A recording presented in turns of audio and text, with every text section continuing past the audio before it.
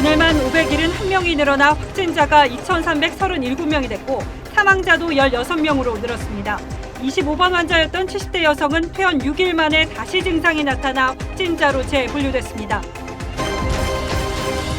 이재명 경기지사는 신천지 측의 명단 조작 사실을 확인했다고 주장했고 대구시는 신도 명단을 제출하면서 교육생 명단 등을 누락한 신천지 대구교회를 고발하기로 했습니다. 신천지는 허위 자료를 제출한 사실이 없다며 마녀 사냥을 멈춰달라고 요청했습니다.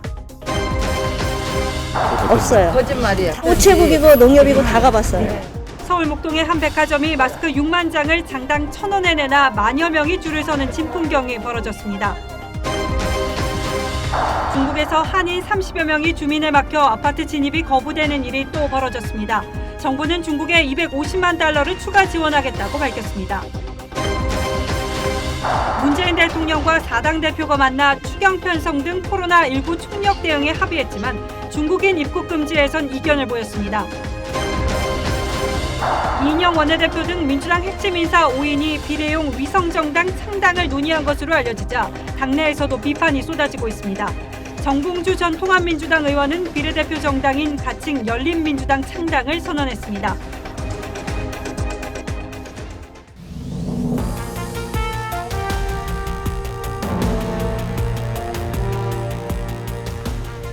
여러분 안녕하십니까? 뉴스9의 신동욱입니다. 코로나19 확진자 수가 무섭게 늘고 있습니다.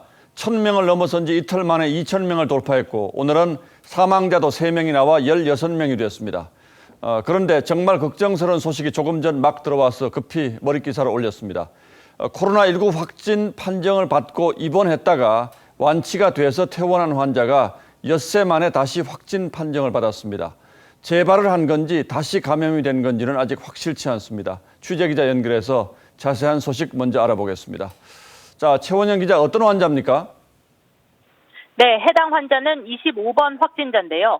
임병택 시흥시장은 조금 전 자신의 SNS를 통해 시흥시 매화동에 살고 있는 73살 여성이 재확진 판정을 받았다고 밝혔습니다. 임 시장은 해당 환자가 지난 22일 분당 서울대병원에서 퇴원했지만 어제 보건소에 경미한 증상이 있다고 자진 신고했다고 설명했습니다. 이후 즉시 보건소 구급차로 이송해 검사한 결과 오늘 오후 5시쯤 확진 판정을 받고 성남의료원으로 이송됐다고 덧붙였습니다. 비교적 증세는 양호한 것으로 알려졌습니다. 해당 환자는 22일 퇴원 이후 계속 자택에 머물렀던 것으로 알려졌습니다. 25번 환자는 중국 광둥성을 방문했던 아들과 며느리 내외와 함께 살고 있는데 세 사람 모두 지난 9일 확진 판정을 받았습니다. 아들과 며느리는 아직 경기도의료원 안성병원에 입원 중입니다. 질병관리본부는 재확진 판정에 대해 아직 확인 중이라고 답했습니다. 앞서 중국과 일본에서도 퇴원 이후 재확진 사례가 보고된 적이 있는데요. 정은경 질병관리본부장은 일본 재감염 사례에 대해 검사 정확성 등 세부 내용에 대한 검토가 필요하다며 양성이 나온 것과 전염력을 일으키는 것은 조금 다른 부분이라고 밝힌 바 있습니다. 지금까지 정책부에서 전해드렸습니다. 예, 오늘 전국에서는 571명의 확진자가 늘어서 1,000명 돌파 이틀 만에 가볍게 2,000명도 넘어섰습니다. 대구가 대부분이지만 경북에서도 64명이 늘었고 충남 23명, 경기 10명 등 전국 각 지역에서 확진자가 고루 나왔습니다. 사망자도 3명이 추가돼 모두 16명이 됐습니다. 고서정 기자가 보도합니다. 하루 최다인 신규 확진자 571명 가운데 약 80%인 447명이 대구에서 나왔습니다. 신천지 대구교회 신도들 가운데 유증상자들의 검체 채취가 어제 마무리됐는데 그 검사 결과가 반영된 탓입니다. 유증상자 1,299명에 대한 검체 채취가 마무리되었습니다. 결과는 집계 중이나 이들에게서 확진 환자가 나타나는 비율이 상당히 높게 나타나고 있습니다. 신천지 전체 교인들을 대상으로 한 조사는 전국에서도 진행되고 있습니다. 대구 외에는 경북에서 64명이 추가됐고 충남 23명, 경기 10명, 서울 6명 등의 확진자가 늘었습니다. 경북을 제외하고 충남에서의 확진자 증가세가 두드러지는데 천안의 운동시설과 관계가 있는 것으로 알려졌습니다. 전체 누적 확진자는 2,337명으로 1,000명을 돌파한 지 이틀 만에 2,000명을 훌쩍 뛰어넘었습니다. 대구에서는 사망자도 3명이나 나왔습니다. 14번째 사망자는 69살 여성으로 대구 가톨릭대 병원에서, 15번째 사망자는 93살 여성으로 대구 의료원에서, 16번째 사망자는 62살 여성으로 대구 영남대병원에서 각각 숨졌습니다. TV조선 고서정입니다. 대구에서 계속 확진자가 쏟아져 나오고 있는 건 신천지 대구교회 신도들 때문인데 다른 지역에서도 비슷한 현상이 나타날 전조를 보이고 있습니다. 지금 각 지자체가 신천지 신도들에게 전화를 걸어서 증상이 있는지 하나하나 확인하고 있는데 3분의 1가량 확인이 됐다고 합니다. 그런데 무려 1,600명 넘는 사람들이 증상이 있다고 답했습니다. 그럼 앞으로 얼마나 환자가 더 늘어날 가능성이 있는지 임유진 기자가 추정해봤습니다. 경기도 공무원들이 전화통화로 분주합니다. 도내 신천지 신도 3만 3천여 명에게 일일이 전화를 걸어 상태를 묻는 겁니다. 이 중에 유증상자는 740명으로 파악됐습니다. 이거는 조사 완료자 대비 2.4% 해당됩니다. 다른 자치단체들도 어제부터 조사에 착수했습니다. 조사 대상은 교육생 6만 5천여 명을 포함해 모두 31만여 명. 오늘 새벽 0시까지 11만 명에 대한 조사를 마쳤는데 1,638명이 기침이나 발열 등의 증세가 있다고 답했습니다. 유증상자 1,638명은 즉시 자가격리 조치하였고 진단검사를 실시할 예정입니다. 신천지 대구교회 유증상 신도들의 확진 판정 비율은 무려 80%에 이릅니다. 이 비율을 현재 조사하고 있는 31만 명의 신도들에 적용하면 추가 확진자가 3,500명 넘게 나온다는 계산이 나옵니다. 정부는 신천지 교인 가운데 의료기관, 요양기관 등 고위험 직업을 가진 사람들은 증상이 없어도 자택에 머물 것을 요청했습니다. TV조선 임유진입니다. 그러나 신천지 측이 제출한 자료의 신빙성이 의심스럽다는 주장도 계속 나오고 있습니다. 특히 경기도는 강제 조사를 통해 신천지가 명단을 조작한 정황을 확보했다고 주장했고 대구시도 허위 명단을 받았다며 신천지 교회를 고발했습니다. 이어서 주원진 기자가 보도합니다. 지난 25일 경기도는 신천지 과천본부를 강제 조사합니다. 이재명 경기지사는 당시 조사 전 신천지가 정부에 명단을 제출했는데 경기도 강제조사 결과와 차이가 있었다고 주장했습니다. 경기도 안 오게 해달라 이렇게 하면서 제시한 게 1,920명이었습니다. 실제 조사를 해보니까 9,930명이었습니다. 또 강제조사 중 신천지 측이 슈퍼전파제였던 대구 예배 참석자를 서버에서 삭제했다고 주장했습니다. 강제로 이 조사를 할 시점에 그 서버에는 이 20명이 이미 삭제돼 있었다. 서버에 남아있던 사람 중에서 22명이 새로 대구 집회 참석한 자로. 이재명 경기지사는 정부가 확보한 신천지 명단은 경기도가 강제로 확보한 것과는 일부가 전혀 일치하지 않는다고 주장했습니다. 대구시도 신천지가 허위 명단을 제출했다며 신천지 대구교회 관계자들이 고발했습니다. 대구시가 확보한 신도 명단과 정부로부터 받은 명단을 비교해보니 교육생 등 1,938명이 누락됐다는 겁니다. 신천지 대구교회 책임자에 대해 감염병의 예방 및 관리에 관한 법률에 따라 오늘 중으로 고발 조치하는 등 강력하게 대응하겠습니다. 수원지검은 오늘 신천지 사건을 형사 6부에 배당하고 자료 조사를 시작했습니다. TV조선 주원진입니다. 이렇게 신도 명단을 두고 정부 지자체와 신천지 측의 주장이 좀 엇갈립니다만 신천지 교인 개개인이 스스로가 교인이란 사실을 숨기는 사례도 적지 않습니다. 강원도 원주의 첫 확진자는 신천지 교인인 사실을 숨기면서 초기 검사를 피했고 광주시의 경우는 신천지 비공개 시설 6곳을 제보를 통해 확인하고 강제 폐쇄하기도 했습니다. 이승훈 기자입니다. 강원도 7번째 확진자인 46살 A씨가 다녀간 내과의원이 문을 닫았습니다. A씨는 지난 24일부터 근육통 등 의심 증상을 보였습니다. 원주 추가 확진자는 증상이 나타난 날에도 KTX를 타고 서울로 출퇴근했습니다. 청량리역에서 지하철 1호선을 타고 직장이 있는 종강역 일대를 오갔습니다. A씨는 다음 날 원주의 병원 3곳을 돌며 진료를 받으면서도 신천지 교인이라는 사실을 숨겨 코로나19 검사를 받지 않았습니다.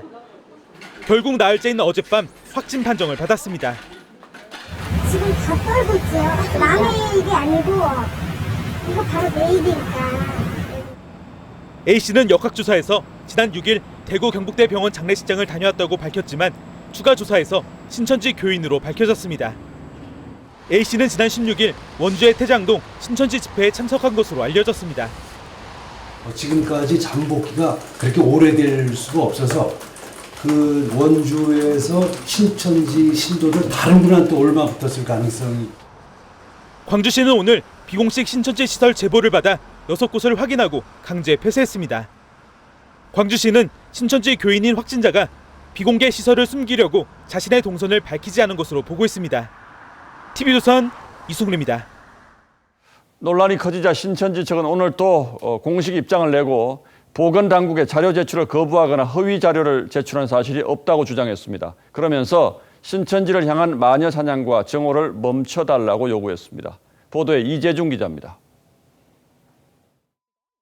신천지는 유튜브를 통한 입장 발표에서 자신들을 피해자로 규정했습니다. 우리는 당국의 방침에 따라 일상생활을 해온 국민이자 피해자입니다. 신천지를 향한 마녀 사냥으로 성도가 숨졌다며 탄압을 멈춰달라고 했습니다. 마녀 사냥이 극에 달하고 울산에서 한 성도가 신천지라는 이유만으로 남편의 폭력과 핍박으로 인해 죽음에 이르렀습니다. 신천지가 신도 명단을 축소, 조작해 제출했다는 의혹도 부인했습니다. 보건당국 요청에 따라 국내외 성도 24만 5천여 명과 교육생 6만 5천여 명 등 전체 구성원 명단을 사흘에 걸쳐 모두 제출했다는 겁니다.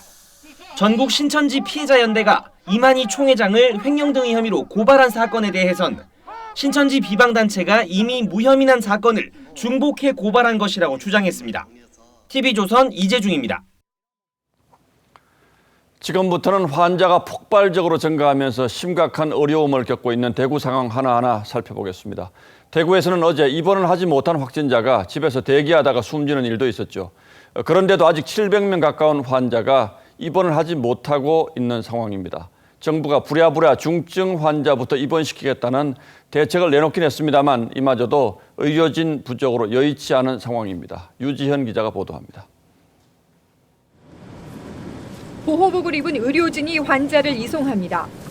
대구시는 집에서 대기하던 확진자 187명을 입원시켰지만 아직도 680명이나 입원 대기 중입니다.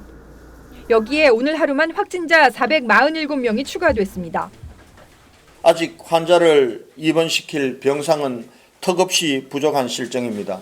중앙정부에 계속해서 병상 지원을 요청하고 있고 정부는 맥박, 수축기 혈압, 호흡수 등에 따라 중증 환자를 신속히 가려내 병상을 우선 배정하겠다고 했습니다. 하지만 현재 70명의 의료 인력으로는 하루 수백 명씩 쏟아지는 확진자들의 중증도를 신속히 분류하는 건 불가능합니다. 13번째 사망자도 고령의 신장이식 이력까지 있어 우선 입원이 필요했지만 집에서 이틀을 기다리다 결국 숨졌습니다. 의사들을 좀 더 현장에 많이 투입을 해서 상담을 통해서 초기 그 상태 확인을 통해서 입원 필요성에 대한 우선 배정을 검토를 하고. 정부는 다른 지자체로 대구의 경증 확진 환자들을 이송하고 비워진 병상에 중증 환자를 배치하는 방안도 협의하고 있습니다. TV조선 유지현입니다. 의사 간호사 부족 문제뿐 아니라 의료진의 건강 문제도 아주 심각합니다. 마치 전쟁을 치르듯 극도의 긴장감 속에서 환자를 돌보고 있는데 기본적인 방호 장비조차도 부족한 상황이어서 2중, 3중의 어려움을 겪고 있습니다. 배상윤 기자가 취재했습니다. 코로나19 지역 거점 병원인 대구 동산병원. 간호사 88명이 확진자 230명을 돌보고 있습니다. 교대 근무를 하긴 하지만 병원에서 숙식을 하기 일쑤입니다. 쉬는 날에도 가족 감염 우려 때문에 집에 돌아가지 못합니다. 집에 부모님들이 이제 연세가 많으시면 그런 분들은 이제 집에 들어가지 않고 여기서 자는 경우도 있어요. 발열 환자를 치료하다 자가격리에 들어가기도 합니다. 환자를 돌보지 못하면서 동료들의 늘어난 근무 시간이 걱정입니다. 그래서 정말 4명이서 8시간 꽉 채워야 병원을 지킬 수 있는 그런 구조가 되고 계세요. 코로나19와 사투를 벌이는 것보다 부족한 의료용품은 더 큰 걱정입니다. 확진자를 치료할 때마다 갈아입는 방호복은 바닥나기 일보 직전입니다. 방호복 떨어져서 지금 급해요. 지금 그진 없어요. 지금 당장 오후에 쓸 게 없어요.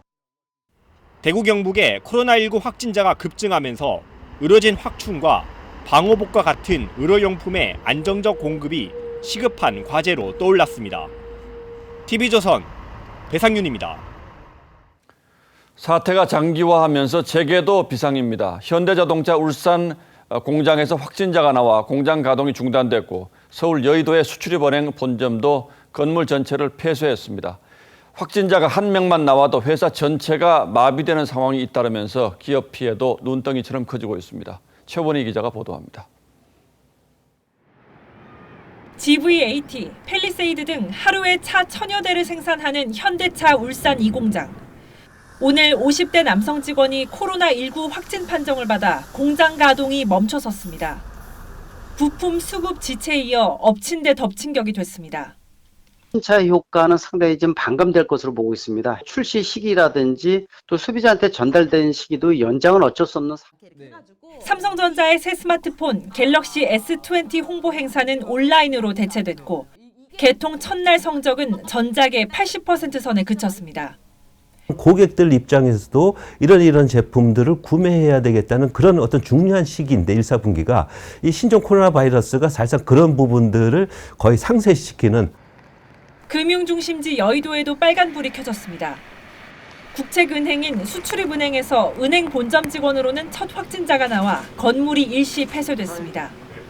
출근이 불가피한 소수의 필수 인력을 빼고는 본점 직원 800여 명은 오늘 재택근무를 했습니다. 여의도 파크원 공사 현장에서도 확진자가 나오면서 인근 LG 트윈타워에서 근무하는 LG전자, LG디스플레이 직원들은 재택근무를 했습니다. TV조선 최원입니다. 기업 실적 부진과 경기 부진에 대한 공포가 극에 달하며 국내외 정시도 또다시 폭락했습니다. 코스피 지수가 3% 이상 급락하며 심리적인 지지선인 2000선이 무너졌고 미국을 비롯한 세계 주요 정시 지수도 큰 폭으로 하락했습니다. 이상배 기자가 보도하겠습니다. 주식시장은 검은 금요일의 모습 그대로였습니다. 코스피는 1.69% 하락하며 불안하게 출발했습니다. 국내 코로나19 확진자 수가 2,000명을 돌파했다는 소식이 전해진 뒤 불안감이 커졌고 오전 11시 48분 심리적 지지선인 2000선마저 무너졌습니다.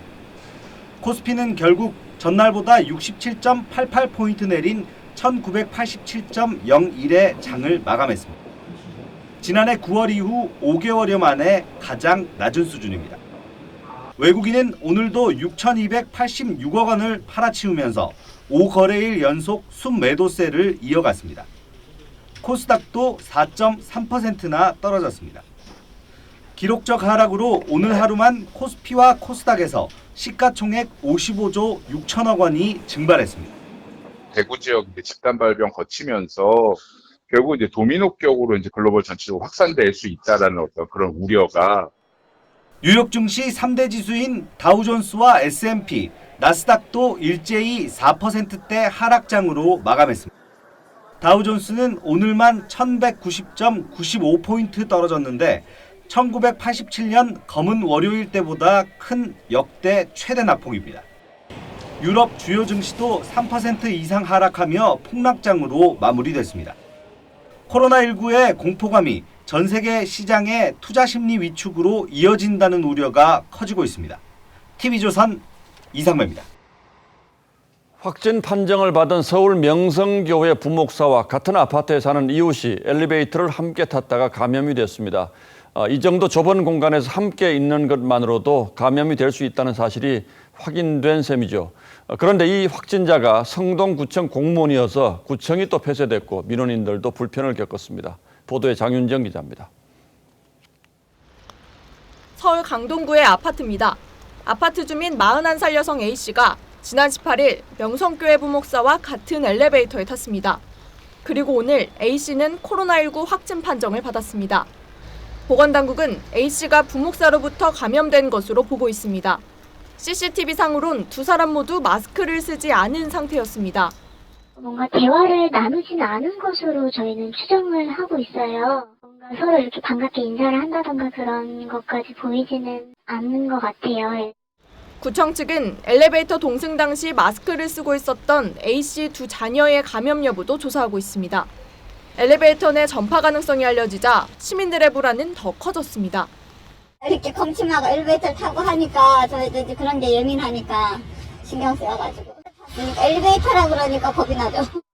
A씨가 성동구청 직원이라는 사실이 확인되면서 성동구청은 청사를 급히 폐쇄했습니다. A씨는 지난 26일까지 구청에 출근한 것으로 확인됐습니다. A씨와 함께 근무한 팀원들은 자가격리돼 코로나19 검사 결과를 기다리고 있습니다. 한편 세종시 인사혁신처 소속 공무원 A씨와 대구청사에 입주한 50대 법무부 직원 1명도 양성 판정을 받아 청사 일부가 폐쇄됐습니다. TV조선 장윤정입니다. 충남 천안에서는 댄스 강사와 수강생들을 중심으로 확진자가 늘고 있습니다. 오늘 하루만 27명이 늘어서 모두 36명이 됐는데 확진자들은 대부분 20에서 60대 사이의 여성들이고 아파트 커뮤니티 시설에 개설된 줌바 댄스 수업을 함께 듣다 감염된 것으로 보입니다. 어떤 곳인지 김다로 기자가 급히 현장으로 달려갔습니다. 충남 천안의 새마을 금고 성정 지점입니다. ATM 기계는 꺼져 있고 건물 곳곳에 임시 휴점을 알리는 안내문이 붙었습니다. 코로나19 충남 8번째 확진자인 줌바 댄스 강사 A씨가 강습을 진행한 곳입니다. A씨가 강사로 일한 이곳 새마을금고 문화센터에서만 확진자 3명이 잇따랐습니다. A 강사는 이곳을 포함해 천안 일대 아파트 단지와 피트니스 센터 등 7곳을 돌며 강습을 진행했습니다. 한 아파트에서는 수강생 9명 가운데 4명이, 또 다른 아파트에서도 2명이 확진 판정을 받았습니다. A씨와 연관돼 확진 판정을 받은 수강생 상당수는 맨 앞줄에서 강습을 받았다는 공통점을 갖고 있습니다. 막힌 공간에서 호흡량이 많은 운동을 하면서 전파한 것으로 보입니다. 운동하면서 바로 가까이 있지는 않지만 격렬하면 바이러스 농도가 높아지기 때문에요. 거의 밀접한 접촉을 하는 거나 마찬가지. 천안에서는 오늘 하루만 27명의 확진자가 발생했는데 이 가운데 24명이 20대에서 60대 여성입니다. 충청남도는 이 가운데 줌바 댄스 강습과 연관된 확진자가 더 있을 것으로 보고 역학조사를 벌이고 있습니다. TV조선 김다로입니다. 국내 코로나19 확진자가 폭발적으로 늘면서 전염력이 사스의 최대 1000배에 달한다는 분석도 있고 다음 달에 최정점을 찍을 거란 불안한 전망도 나왔습니다. 오늘은 코로나19의 전염력에 대해서 따져보도록 하겠습니다. 자, 강동 기자. 네. 사스보다 전염력이 1000배나 된다. 이건 어떤 근거에서 나온 분석입니까? 한 중국 대학의 연구 결과에서 나온 말입니다. 코로나19 바이러스의 유전자가 이 전염성이 강한 에볼라 바이러스와 유사한 방식으로 인체에 침투하는 것으로 나타났다고 합니다. 예. 자, 특히 이 사스 바이러스의 경우에는 건강한 사람의 몸에는 침투하지 못했던 것에 비해서 에볼라 바이러스는 그렇지 않고 또 인체와 결합하는 방식이 이 사스 바이러스보다 적게는 100배, 또 많게는 1000배 강력하다는 겁니다. 자, 이 때문에 이 비슷한 에볼라 바이러스와 비슷한 코로나19의 전염력이 이 사스보다 1000배 강력하다는 말이 나오고 있습니다. 그런데 다음 달에 전염력이 가장 강해질 것이다. 그러니까 최고조에 달할 것이다. 이것도 근거가 있습니까? 예, 이것 역시 중국에서 나온 연구 결과입니다. 기온이 올라갈수록 전염력이 떨어진다는 결과가 나왔다는 게 한 언론이 보도한 건데요. 자, 이 대학 연구팀은 코로나19 바이러스가 평균 섭씨 8.72도에서 가장 활발하게 전염이 된다고 말했습니다. 자, 이 가설이 맞다면 우리나라 평균 기온상으로 이게 언제쯤 될까요, 그럼? 자, 기상청은 올해 우리나라의 평균 기온이요, 지난해보다 섭씨 1도 정도 높을 거라고 예상을 했습니다. 자, 지난해 3월 평균 기온이 7.5도였으니까 올해 중국 연구팀의 연구 결과대로라면 우리나라는 다음 달에 코로나19 바이러스의 전염력이 정점을 찍는다, 이렇게 볼 수 있는 겁니다. 보통 코로나 바이러스의 경우는 기온이 올라가면 전염력이 떨어진다 이렇게 말하지 않습니까? 예. 그럼 코로나19도 역시 같은 기대를 해볼 수가 있겠는데 여기에 대한 정부의 입장은 뭡니까? 일단 정부는 신중한 모습을 보이고 있습니다. 코로나19가 신종 감염병이기 때문에 이 연구와 국내외의 사례 수집이 더 필요하다는 입장인데요. 자, 특히 기온에 따라 방역 대책을 바꾼다거나 이렇게 하지는 않을 것으로 보입니다. 들어보시죠. 호흡기 질환의 특성상 기온이 많이 올라가는 경우 상대적으로 그 위험성이 좀 줄어든다라는 전문가들의 의견은 있습니다만 이거를 염두로 두고 방역 전략은 짜고 있지 않다라는 말씀을 드립니다. 예, 신종 전염병이기 때문에 아직은 날씨가 더워진다고 해서 전염력이 떨어진다 이렇게 단언하긴 어렵다 이렇게 들리는군요. 예, 강동원 기자 잘 들었습니다.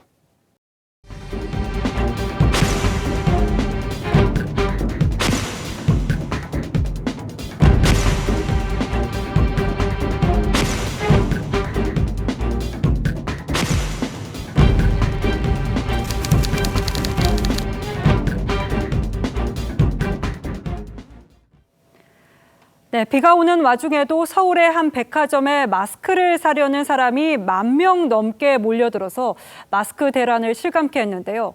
또 정부가 우체국, 약국 등을 통해서 공급하겠다고 한 공적 마스크는 어제에 이어서 오늘도 제대로 공급되지 않아서 불만이 쏟아졌습니다. 성민혁 기자가 현장에 다녀왔습니다. 전남 담양의 우체국입니다. 마스크 판매 시작 30분 전이지만 우체국 안은 줄을 선 사람들로 이미 꽉 찼습니다. 하지만 준비된 물량은 350장. 1인당 5장이라 70명만 살 수 있습니다. 운이 좋아가지고 마지막 번 70번인데 한 30분 정도 기다렸습니다. 마스크를 판매하는 서울의 한 백화점에도 사람들이 몰렸습니다. 비가 오는 날씨였지만 12,000명이 넘는 사람들이 마스크를 사기 위해 줄을 섰습니다. 아이들이 10살인데 이제 당장 학교 가려면 마스크 필요한데 지금 마스크는 살 수는 없고 그래서. 하지만 당초 정부 발표와는 달리 서울 지역 약국에서는 마스크를 살 수 없었습니다. 서울의 공적 마스크 공급이 늦어지면서 대부분 약국에 시민들의 헛걸음이 이어졌습니다. 없어요. 거짓말이야. 다 돌아다녀봤어요. 네. 근데 우체국이고 농협이고 다 가봤어요. 약사들도 언제 들어올지 장담을 못합니다.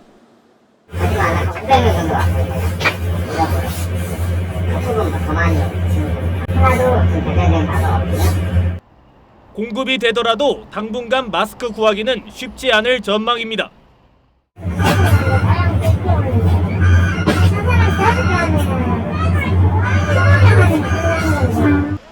공적 마스크 판매 이틀째, 시민들 혼란은 여전했습니다.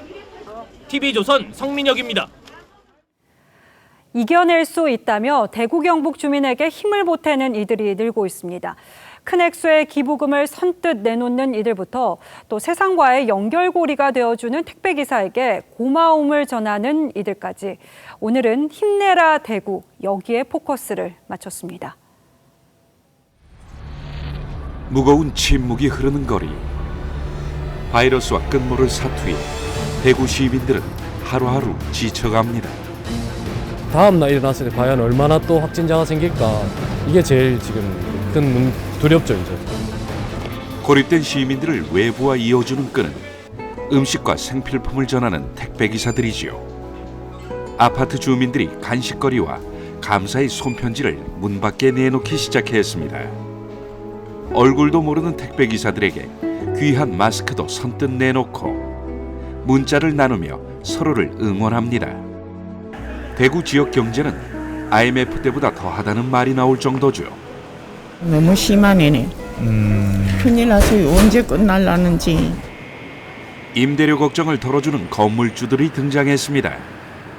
이참에 좀 쉬시라고 편히 그렇게 말씀을 해주시는 거예요. 월세를 받지 않을 테니까. 그분도 대구에 계시고 한데 근데 그 마음 쓰기가 쉽지 않은데.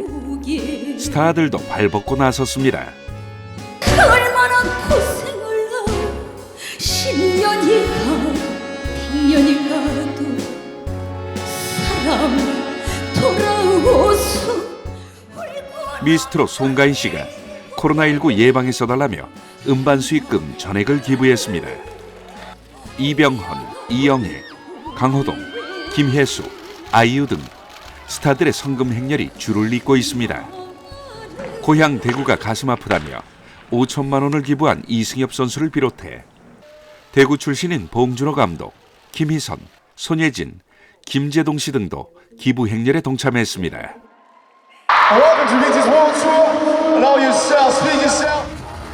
최근 4집 앨범을 발표한 BTS는 성금 기부와 함께 팬들의 안전이 최우선이라며 콘서트 일정을 전면 중단했습니다. 명예소방관인 배우 박혜진은 코로나 예방 홍보대사로 변신했습니다. 예방수칙만 지키시면 안전합니다. 힘내세요 대구 경북 조명이 밤하늘을 밝힙니다. 롯데월드타워가 대국민 응원 캠페인을 시작했죠. 손수 마스크를 만들어 이웃들에게 전달하는 이들도 있습니다. 다 같이 동참해서 이 위기가 빨리 지나갈 수 있게끔 힘을 보태야 하는 마음으로 하고 있죠. 따뜻한 공동체 의식으로 코로나 사태 종식의 그날을 앞당기길 기원합니다. 뉴스9 포커스였습니다. 한국 고립이 가속화되고 있습니다. 전 세계의 3분의 1에 해당하는 62개국이 한국인의 입국을 제한하고 나섰습니다. 그런데 현재의 국내 확산세가 멈추지 않으면 미국 역시 제한국에 우리나라의 이름을 올릴 가능성도 감지됩니다. 이치영 기자가 보도합니다. 베트남이 내일부터 한국인에 대한 무비자 입국을 전면 중단하고 러시아 정부도 다음 달부터 한국인 입국을 제한합니다. 오늘 오후 6시 50분 기준 한국발 입국을 금지하는 나라는 싱가포르와 홍콩, 이스라엘 등 30개국입니다. 별도 장소에 격리시키거나 자가격리를 강제하는 나라도 대만과 마카오 등 32개국에 달합니다. 상하이와 산둥성, 랴오닝성 등 중국 내 입국 제한 지역도 9곳으로 늘었습니다. 총 62개국이 한국인 입국을 제한하고 있는 겁니다. 전 세계 국가의 3분의 1입니다. 워싱턴 포스트는 한국의 코로나 확산세가 계속되면 트럼프 대통령이 새로운 조치를 승인할 것이라고 전했습니다. 미국도 한국 체류자에 대한 격리나 입국 제한 조치를 할 가능성이 있는 겁니다. We're very, very ready for this, for anything, whether it's going to be a breakout of larger proportions or whether or not we're at that very low level.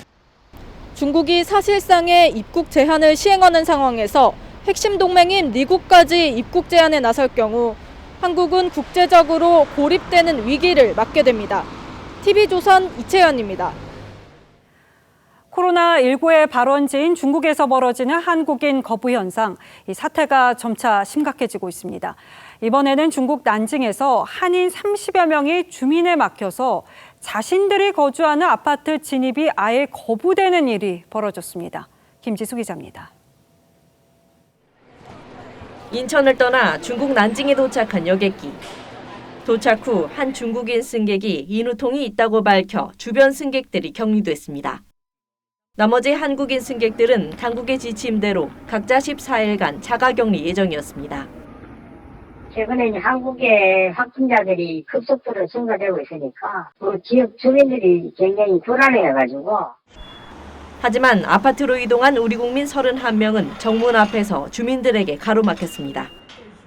아파트 주민위원회가 한국인 주민들이 들어오는 걸 반대한 겁니다. 주민들끼리 아마 한국인에 대해 가지고 접촉이라든지 자제 이런 걸 건의를 해는 것 같더라고요. 결국 우리 국민들은 호텔에서 밤을 보냈습니다. 이들은 대부분 난징에 사업장을 둔 LG그룹 계열사 직원과 가족으로 알려졌습니다. 사업 정상화를 위해 빨리 인원을 보내달라는 중국 고객사 측 요청에 응했다가 이런 일을 겪은 걸로 알려졌습니다. 중국 환구시보는 한국발 입국자 격리 조치 때문에 한국과 중국 사이가 멀어지진 않을 거라고 주장했습니다. 중국 한국인회는 코로나19 확산이 중국에서 들어온 한국인 때문이라고 말한 박능후 보건복지부 장관에게 공개 사과를 촉구했습니다. TV조선 김지수입니다.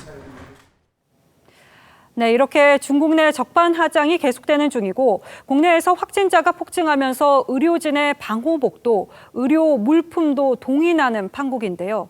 중국에 이미 250만 달러 어치의 물품을 보낸 우리 정부가 또 한 번 같은 액수를 보낸다고 해 논란입니다. 차정승 기자가 취재했습니다. 마트 마스크 판매대가 텅 비었습니다. 정부의 공언에도 전국이 마스크 대란으로 씨름하고 있습니다. 이런데도 정부는 마스크와 방호복 등 의료 구호품을 중국에 지원하고 있습니다. 외교부의 대중국 구호물품 발송 내역을 보면 지난 4일 충칭시에 마스크 3만 장과 손세정제 2,400개가 지원됐습니다. 국내에 500명 넘는 추가 확진자가 나온 27일에도 라텍스 장갑 18,000장이 랴오닝성과 지린성에 공급됐습니다. 아직까지도 3-4시간을 기다려야 마스크를 살 수가 있고 아예 헛걸음하는 사람들도 허다합니다. 과연 국민들이 납득이 될지 걱정입니다. 외교부는 이미 결정된 부분이라 물을 순 없다는 입장입니다. 정부는 지난달 약속한 의료물품 500만 달러, 60억 원 상당 중 절반 가까이를 지원한 상태입니다. 다만 마스크는 추가로 보내지 않을 방침입니다. 이런 가운데 청와대는 국내 입국 중국인보다 중국으로 가는 우리 국민이 2배 더 많아 중국인 입국 금지가 필요 없다고 설명했지만 통계가 사실과 달리 인용된 것으로 확인돼 정정했습니다. 미래통합당은 엄중한 상황에 실수까지 일삼는 청와대에 국민의 근심이 늘어난다고 지적했습니다. TV조선 차정승입니다. 한국과 중국, 양국의 유학생을 합하면 12만 명 정도여서 이 양국의 고민이 컸는데요. 양국의 교육부가 서로 출국을 자제하기로 합의했습니다. 정은혜 기자입니다. 한중 정부는 서로 상대국에 유학 중인 자국 학생들의 출국을 자제시키기로 합의했습니다. 서로 코로나 상황이 더 이제 안 좋아지고 있으니까 자국 학생들의 건강 보호나 이런 것들을 위해서 학생들의 유동을 최소화하자라는 취지로 합의. 출입국 금지가 아닌 권고 형식으로 권고는 오늘 오후 6시부터 코로나19 상황이 안정될 때까지 지속됩니다. 중국에 유학 중인 한국 학생은 약 5만 명. 이들은 방학을 맞아 대부분 국내에 들어와 있습니다. 반대로 국내에 유학 중인 중국인 유학생 7만 명 가운데는 아직 3만 3천여 명이 입국하지 않았습니다. 교육부는 앞서 입국하지 않은 중국인 유학생에게 불이익이 없도록 하겠다고 약속했습니다. 중국에서도 학점 이수에 불이익이 없도록 원격 수업 등 유연한 학사 제도를 제공하고 다른 대학의 원격 수업을 수강해도 학점 인정이 가능하도록. 유 부총리는 우리 한국 유학생들도 중국 대학에서 불이익을 받지 않게 중국 정부와 협의하고 온라인 수업 등을 최대한 지원하겠다고 밝혔습니다. TV조선 정은혜입니다. 문재인 대통령과 여야 4당 대표가 코로나19 사태 해결을 위해 만났습니다. 추경 편성 등에는 합의했지만 중국인 입국 금지에선 이견을 보였습니다. 백대호 기자입니다. 시작부터 문재인 대통령과 미래통합당 황교안 대표가 충돌했습니다. 국민 안전과 경제 모두 아주 비상하고 엄중한 상황입니다. 초당적 협력을 구하기 위해 국회를 찾아왔습니다. 도대체 무슨 근거로 머지않아서 종식될 것이라고 말한 것입니까? 청와대에서 대통령이 보인 파한 대수는 온 국민의 가슴을 산산조각 냈습니다. 황 대표는 중국인 입국 금지를 요구했지만 문 대통령은 현 시점에서 실효성이 없다며 거부했습니다. 현재 중국인 입국을 전면 금지한 국가는 48개국입니다. 대국민 사과와 강경화 외교, 박능우 보건복지부 장관 경질 요구는 사실상 코로나 종식 이후 논의하자고 했습니다. 마스크가 제때 공급되지 못한 데 대해 문 대통령은 송구하다고 했지만 주말까지 지켜봐달라고 했습니다. 문 대통령과 여야 4당 대표들은 공동 발표문을 냈지만 구체적 합의 내용은 담기지 않았습니다. 주로 인식을 같이 한다, 협력한다, 노력한다는 표현으로 문장이 마무리됩니다. 전체 1시간 16분간의 대화가 내실 있게 진행되지 못했던 탓입니다. TV조선 백대호입니다. 정부가 오늘 코로나19에 대응하는 경기 종합 대책을 내놨습니다. 기존 대책들까지 합치면은 모두 20조 원에 달하지만 문 대통령이 언급한 특단의 대책은 안 보인다는 지적도 나옵니다. 송병철 기자입니다. 마스크를 쓴 경제부처 장관들 16조 원 규모의 새 경기 대책을 발표합니다. 기존 대책까지 합치면 총 20조 원에 달합니다. 민생 경제의 어려움을 덜어드리기 위한 전례 없는 방안들을 강구하고자 노력하였습니다.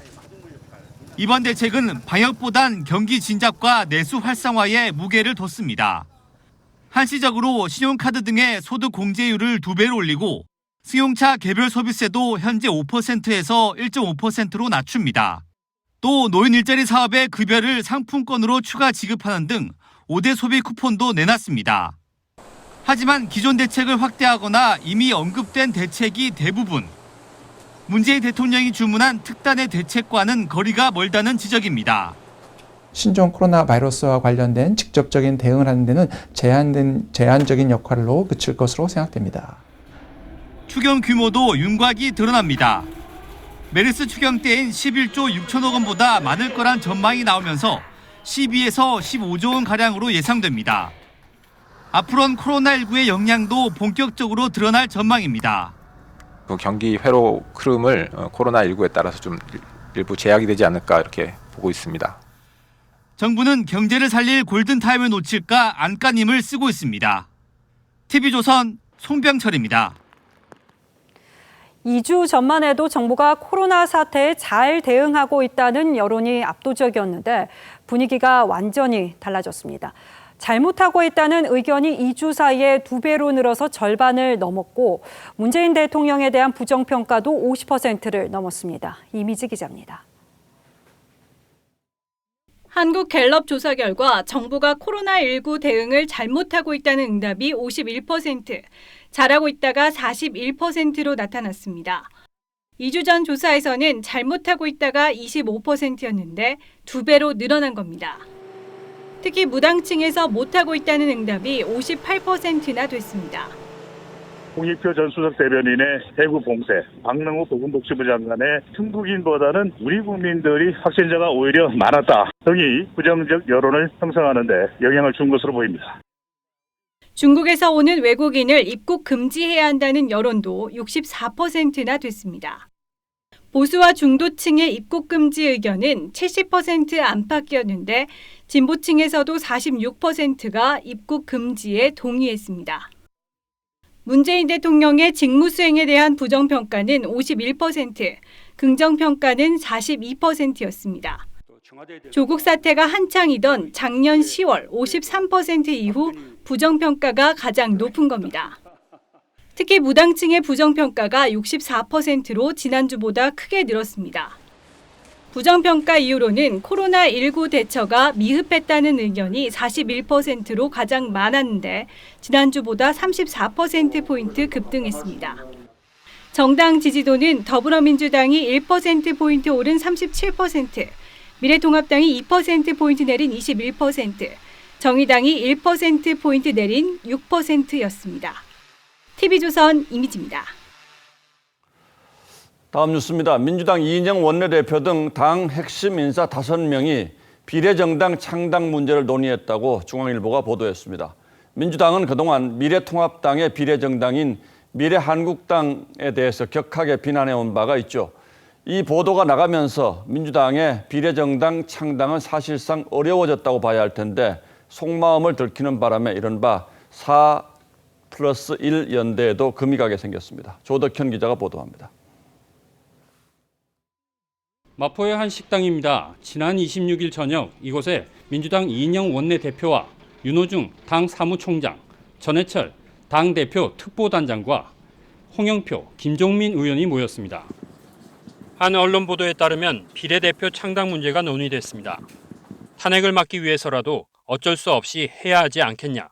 다 좋은데 명분이 문제다. 명분은 만들면 된다는 얘기 등이 오갔고 어떻게 할지 다음 주 발제해달라는 요청으로 마무리됐다는 게 보도 내용입니다. 참석자들은 부인했지만 우리가 직접 창당하는 일은 없을 거예요, 분명히. 다른 비례정당과 연대 가능성은 열어뒀습니다. 제안이 있다면 거기에 대해서 당 차원의 논의를 거쳐서 답을 해야지. 시민단체인 전국주권자회의와 정봉주 전 의원은 오늘 각각 비례정당 창당을 선언했습니다. 4+1 협의체 당사자는 물론이고 폭로된 민주당의 실체는 위선과 협작, 반칙이었습니다. 꼼수로 맞대응하는 것은 참패로 이어질 것임을 당 내에서도 비판이 나왔습니다. 국민에 대한 도리가 아닙니다. 미래통합당 김재원 정책위 의장은 가증스럽다고 했습니다. TV조선 조덕현입니다. 지난 주말 창당한 국민의당 안철수 대표가 이번 총선에서 지역구에서는 후보를 내지 않겠다고 했습니다. 그러면서 지역구는 야권 후보에 비례대표는 국민의당을 찍어달라고 했습니다. 미래통합당과의 선거 연대 사실상 합의한 셈이 됐습니다. 이태희 기자가 보도합니다. 안철수 대표가 지역구 후보 없이 이번 총선을 치르겠다고 선언했습니다. 이번 총선에서 253개 지역 선거구에 후보자를 내지 않기로 했습니다. 팔과 다리를 떼어내는 심정이었습니다. 그러면서 지역 선거에선 사실상 미래통합당 후보를, 정당 투표는 국민의당에 해달라고 했습니다. 지역 선거구에서 야권 후보를 선택해서 문재인 정권을 심판해 주시고, 정당 투표에서는 가장 깨끗하고 혁신적이며 미래지향적인 정당을. 반문 연대가 성사된 것으로 친박 정당과의 선거 연대만 마무리되면 지역구 선거에선 보수 중도 단일화가 이뤄지는 겁니다. 측근들이 미래통합당을 통해 지역에 출마하면서 안 대표가 현실적 선택을 했다는 분석입니다.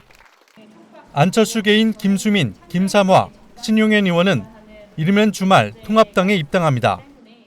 권은희 의원은 광주 지역구의 무소속 출마가 예상되고, 지역 주민들의 선택을 통해서 대표성을 확보하겠다라고 말씀드렸고요.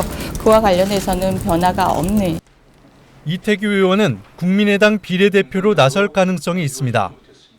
미래통합당 공천관리위는 안철수계 인사들의 합류를 감안해 서울 노원을과 경기 고양 병 지역에 추가 공모를 받기로 했고, 충북 청주 청원 지역도 추가 공모가 예상됩니다. TV조선 이태희입니다.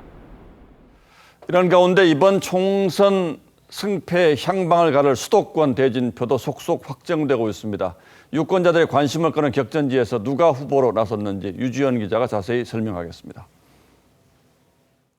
이낙연 전 총리와 황교안 대표가 맞붙는 서울 종로 외에도 고민정 전 청와대 대변인과 오세훈 전 시장이 맞붙는 광진을이 최대 격전지로 꼽힙니다. 광진갑에서는 현역인 전혜숙 의원에 김병민 개건 교수가 도전합니다. 송파병에서도 현역 남인순 의원과 안철수 대표 측근이었던 김근식 교수가 맞붙습니다. 강서울에서는 청와대 출신들이 맞대결을 펼치게 되는데요. 진성준 전 청와대 비서관과 김태우 전 특감반원이 나서게 됩니다. 태영호 전 공사가 출마하는 강남갑에서는 민주당이 호남에서만 4선을 한 김성곤 전 의원을 내세웠습니다. 강남을에서는 전현희 의원과 최홍 전 ING 자산운영 대표가 겨루게 됐습니다. 동작을의 경우도 좀 살펴보도록 하겠습니다. 나경원 의원의 대항마로 이수진 전 판사가 유력하게 거론이 됐었는데 막판에 기류가 바뀌면서 강희용 지역위원장 카드가 다시 검토되고 있습니다. 구로울에서는 통합당에서 김용태 전 사무총장의 공천이 확정이 됐는데요. 문재인 대통령의 복심 윤건영 전 청와대 국정상황실장과 맞붙을 가능성이 높습니다. 경기도도 좀 살펴보도록 하겠습니다. 경기 남양주병에서는 조국 법무부에 합류했던 김용민 변호사와 조국 저격수로 주가를 높였던 주광덕 의원이 대결을 펼치게 됩니다. 경기 고양정에서는 이용우 전 카카오뱅크 공동대표와 김연아 의원이 대결을 합니다.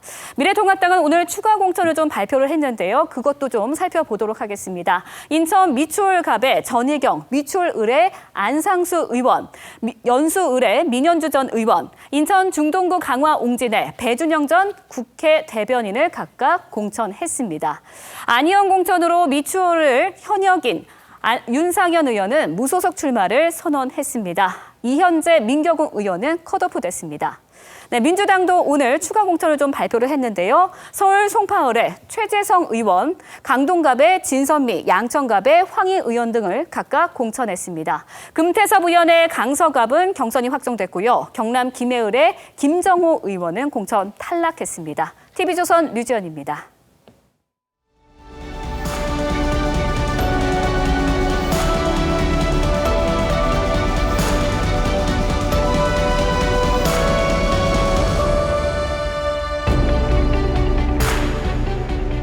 지난 12일 우한 교민들이 전 세계로 입국해 격리됐던 이천 국방어학원. 그날 밤늦게 부산에서 달려온 택시에서 할머니 한 분이 짐 가방을 들고 내렸습니다.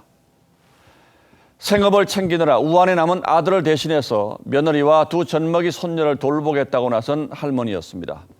당국은 할머니의 입소를 허락하고 4인실에서 함께 지낼 수 있도록 배려했습니다. 내 가족은 그 뒤 보름을 무사히 보내고 어제 퇴소했습니다. 감염 걱정도 부딪힌 할머니의 사랑과 보살핌이 맺은 해피엔딩이었죠. 우한에서는 어느 아버지의 애절한 가족 사랑이 심금을 울렸습니다. 코로나19에 감염된 51살의 가장이 유서를 써놓고 집을 나서는 뒷모습이 이렇게 CCTV에 찍혔습니다. 그는 병원마다 10,000원이어서 병상을 구할 수 없게 되자 가족까지 감염되는 것을 막으려고 극단적인 선택을 했습니다. 그 딸은 미국의 소리 인터뷰에서 아버지가 가족을 위하느라 당신이 먹고 입는 것도 아까워했던 분이었다고 했습니다. 대구에서 병상을 구하지 못한 채 집에서 대기하던 코로나 환자가 숨졌습니다. 우한처럼 병상과 의료진이 부족하게 될지 모른다는 우려가 현실로 나타난 겁니다. 전국의 음압 병상은 1,000개가 조금 넘는데 확진자는 2,000명을 넘기며 계속 불어나고 있습니다. 특단의 대책이 시급합니다.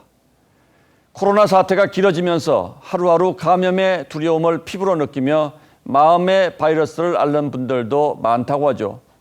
집에 틀어박혀 지내면서 무기력, 불안, 외로움과 고립 스트레스에 시달리는 것입니다. 주변에 잠을 설친다는 분들도 적지 않습니다. 우울한 마음을 뜻하는 블루를 합쳐 코로나 블루라는 신조어도 등장했습니다. 지금은 누구나 두려움을 느낄 수밖에 없는 상황입니다. 내가 약해서 나만 흔들리는 것 아니냐는 걱정을 버리고 가족, 친구와 마음을 터놓는 대화가 필요한 시절입니다. 서로가 서로의 의지처이고 가족 사랑이 가장 좋은 치료제입니다. 전국에 봄비가 내립니다. 시는 입이 그치면 내 마음 강나루 긴 언덕에 서러운 풀빛이 짙어오겠다고 노래했습니다. 모쪼록 이 비가 모든 사람 마음속 어둠을 씻어내고 환한 햇빛으로 비춰들기를 기대하겠습니다. 2월 28일 앵커의 시선은 코로나 블루였습니다.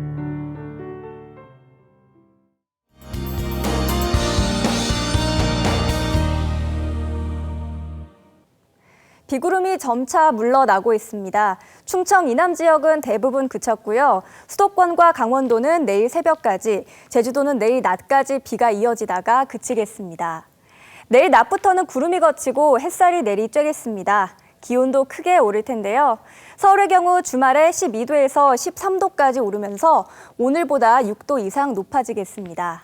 다시 포근한 기온이 감돌겠습니다. 다만 외출하기 좋지만은 않겠습니다. 코로나 바이러스도 문제지만요. 중서부 지역을 중심으로 미세먼지가 유입되겠습니다. 주의하시기 바랍니다. 자세한 지역별 기온 살펴보시면 내일 대전의 한낮 기온이 14도까지 오르겠고요. 남부 지역은 광주가 16도, 부산은 15도가 되겠습니다. 다음 주에는 기온이 약간 떨어지겠고 비 소식은 거의 없겠습니다. 날씨였습니다. 뉴스나인은 지난 21일 신천지 이만희 총회장이 천부교에서 활동 후 신천지를 세웠다고 보도한 바 있습니다. 이에 대해 천부교 측은 이만희 총회장이 천부교에서 활동한 사실이 없다고 알려왔습니다. 2월 28일 뉴스나인은 여기서 모두 마치겠습니다. 시청해주신 여러분 고맙습니다.